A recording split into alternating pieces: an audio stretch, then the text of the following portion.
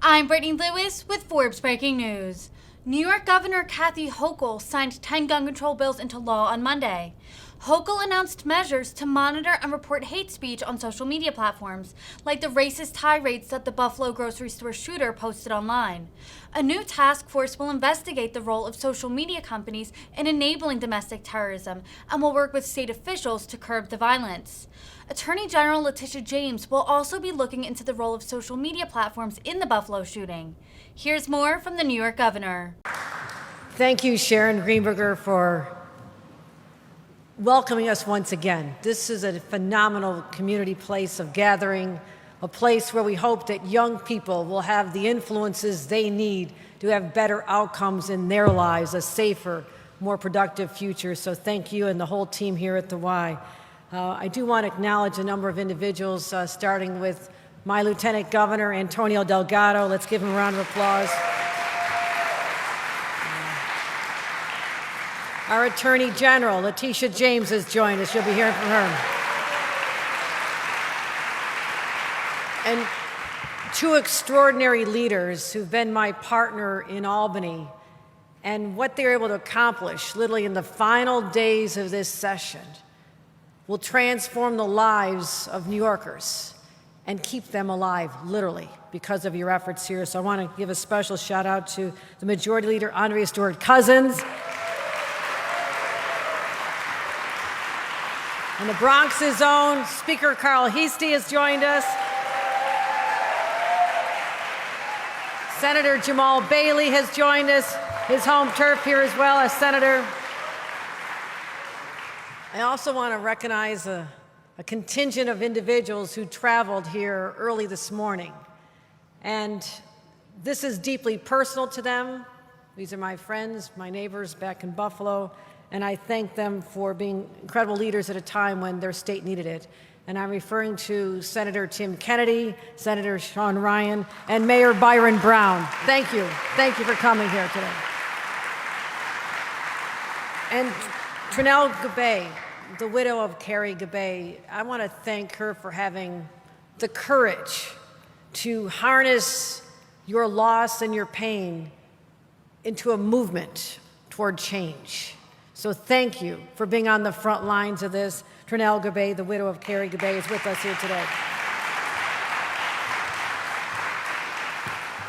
Also locally, we are in the borough of the Bronx. Anybody here from the Bronx? Oh yeah. Borough President Vanessa Gibson has joined us here.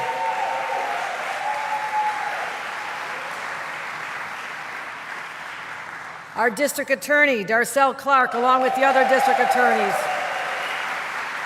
Councilmember Kevin Riley has joined us. And a little bit of out district, but still a powerhouse in her own right, is Carolyn Maloney. Congresswoman Carolyn Maloney has joined us.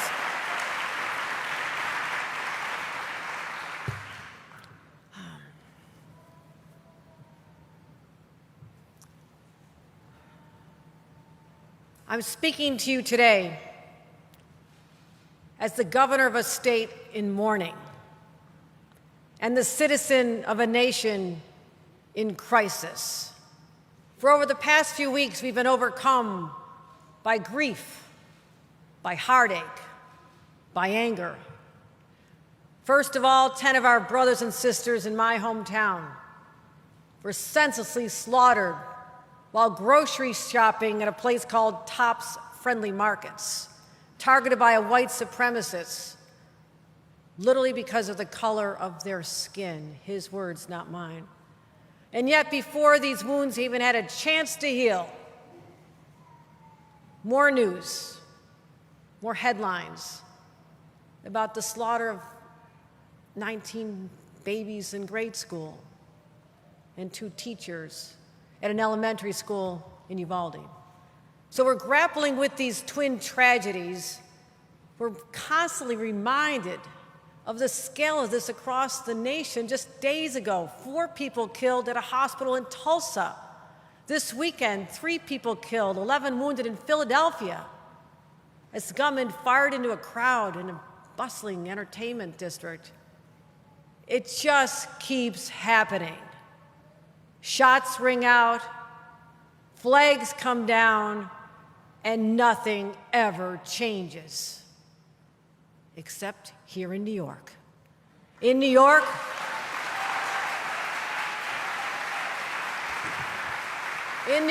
we are taking bold, strong action. We're tightening the red flag laws to keep guns away from dangerous people. And we're raising the age of semi-automatic weapons so no 18-year-old can walk in on their birthday and walk out with an AR-15.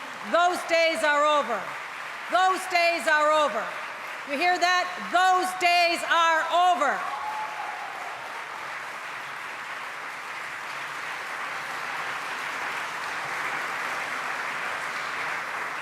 And we're micro-stamping bullets so law enforcement can have an easier time catching the criminals. And we're closing loopholes so the firearms that are being so cleverly manufactured or altered cannot evade our laws anymore. There's more to do. Thoughts and prayers won't fix this, but taking strong action will. And we'll do that in the name of the lives that have been lost, for the parents who will no longer see children stepping off a school bus, spouses won't see their husband and wife coming back from the grocery store.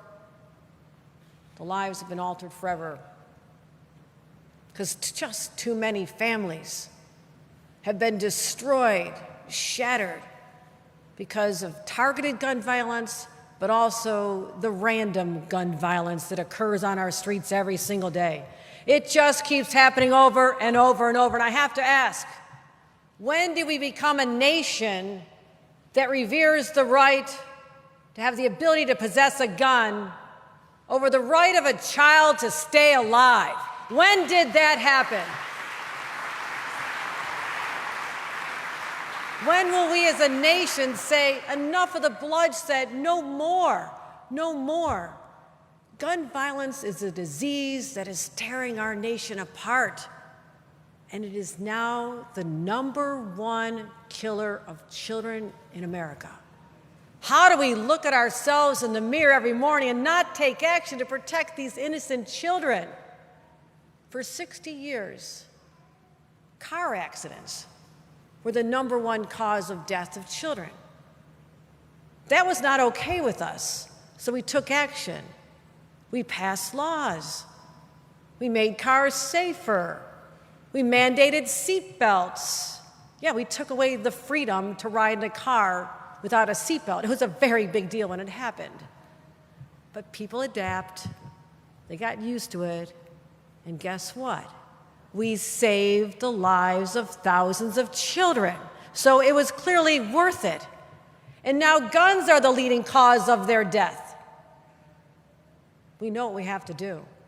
And this is a crisis, the scale of which requires a national response at the federal level and from each and every state. But here in New York, we don't wait. We lead. We've already have the strongest laws in the nation, but even that's not enough. Because when we see loopholes, we close them. When we see laws that need to be strengthened, we strengthen them. And if anyone tries to evade our laws, we stop them. Because this is a moment of reckoning for us as New Yorkers and as Americans. History will judge us by how we respond, how we meet this moment, by whether we did everything in our power to keep these guns off the streets and out of the hands of criminals. And I'm so proud to be here today, so proud to sign a package of transformative bills passed by my colleagues and the leaders in the legislature. I'm so grateful for them. And as a result, I'm going to mention these 10 bills. #1, no longer will an 18-year-old be able to purchase a semi-automatic weapon. We're requiring a permit to purchase that and raising the age to 21. Thank you, Senator Kevin Thomas and Member Assembly Chantel Jackson. Thank you, thank you, thank you. #2, no longer will the threat of causing mass harm to others go unpunished. Thank you, Senator Todd Kaminsky. Thank you, Assemblymember Monica Wallace.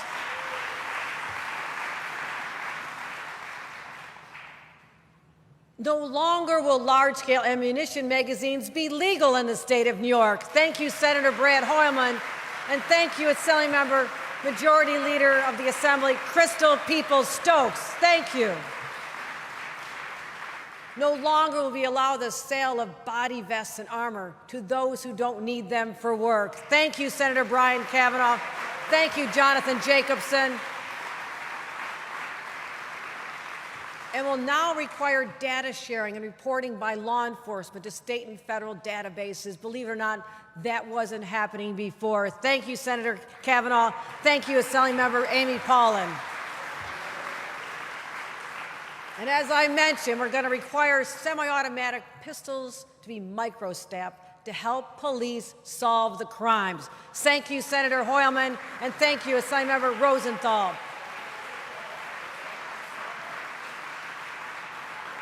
And in the state of New York, we're now requiring social media networks to monitor and report hateful conduct on their platforms. Thank you, Senator Anna Kaplan, and thank you, Assemblymember Patricia Fahey.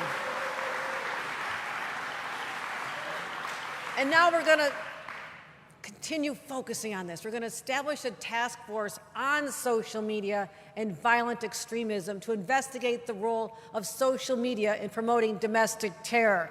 And our great leader, our Attorney General, will be championing this cause with every power her office can bring it at their disposal. Thank you, Senator Bailey, Jamal Bailey, and Senator Assemblymember Desmond Meeks. Thank you. And just as I did by executive action within days of the Buffalo shooting, we are by law making our red flag laws even stronger. Thank you, Senator Skoufis, and thank you, Kevin Cahill, Assemblymember. And finally, just for all those manufacturers and criminals who think you can get a step ahead of us, we are amending the definition of firearms to include what they call AOWs, any other weapons. We've got it all covered, my friends. Thank you, Senator Sepulveda, and thank you, Kennedy Burgos. Thank you. So I am so grateful, not just that we got this done, but the speed at which you got this done. No state has ever responded with the sense of urgency that has been on display over the last week and a half as legislators looked at our ideas and had their ideas, and we worked together nonstop around the clock, and they literally got this done in record time. And this package of bills is going to allow us to take direct action here in the state of New York. This is a multifaceted problem. It requires a multifaceted approach. So we're continuing through our budget to invest in prevention. Invest in prevention. That's how you beat this at the front end. To take away the environment and the influences on young people where they head off into this path. Strengthening our laws to keep up with the criminals, get ahead of the criminals who break them, but also partnering at the community level in places like this to ferret out the root causes of why people do turn to crime. And while we're doing all of this, we have one primary objective, and that is to keep New Yorkers safe. It's as simple as that. Our job is to keep New Yorkers safe. So as we continue to fight gun violence, we're going to keep the pressure on in Congress. Many of our members from the New York delegation have already done the right thing, but we need them to provide a national response. And maybe it takes a few of those whose hearts are hardened to the images on television of children crying because they saw their classmates gunned down right next to them. Maybe it takes them to travel and actually go to one of their funerals. Because if that won't soften your hard heart, I don't know what will, and heaven help you. Heaven help you if you can look at those images and not have a change of heart and say, I'm in a position of authority and power and influence, and I have a moral responsibility to do something. Let's get together and have thoughts and prayers for them, that their hearts will finally turn. These shootings are a wake-up call for this country, and we need other states to follow their lead. So I'm going to be signing these bills in a matter of moments with fellow New Yorkers, the victims of the daily gun violence in places like the Bronx, and Brooklyn, and Queens, and Rochester, Syracuse, but also with the images of 10 of my neighbors from Buffalo, whose faces we will never forget. And we'll never forget them. We'll never forget the children and the brave teachers in Uvalde, Tulsa, anywhere else. If no one else will lead. This is New York. That's what we do best. We do lead, and they will not have died in vain. We will not grow complacent. We will not grow numb. Will not tolerate inaction and be content any longer. I'm a person of faith.